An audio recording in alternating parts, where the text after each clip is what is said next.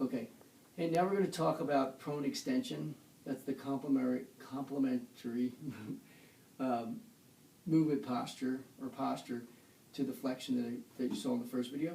So with prone extension, we're looking at extension of the hips, extension of the back, extension of the arms, and the head and the neck.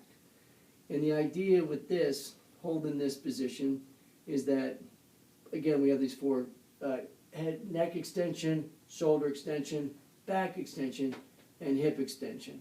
So ideally we want, when we ask kids to do this, we want kids to be here and not here with their knees, because when they bring their knees, bend their knees up, then they're using their hamstrings instead of their hip extensors. And like we said in the first one, there's a standard for this, and the standard is when a child is 5, they should be able to do this for 20 seconds with effort. And as you progress in your age, you should be able to do this for longer.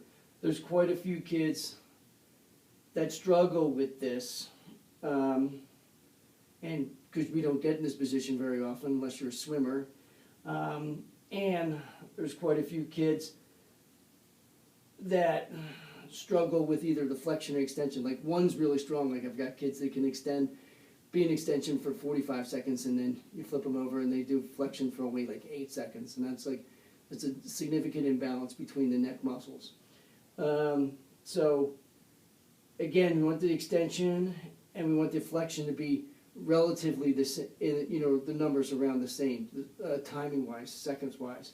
And again, this makes a huge difference. I see all my kids that have issues with visual processing, a lot of kids that whose eyes don't, I'm working a little bit here, eyes don't work well together, lack the balance between the extension and the flexion.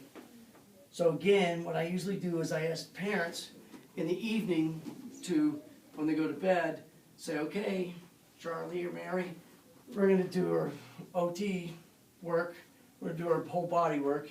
We're going to get our legs in the air, arms in the air, head, neck in the air, and we're going to say, hey, we're just going to hold this for like 15 seconds, and then, or whatever they can do. But the goal was to go the extra mile, just to do like one more second than you did before, knowing that every day is not going to be their best day, or they're just not going to change this as rapidly.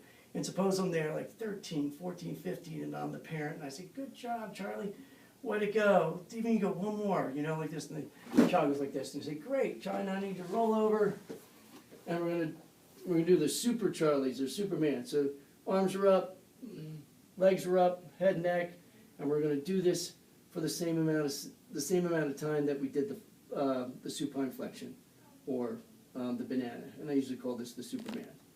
And that's it. Thank you for listening.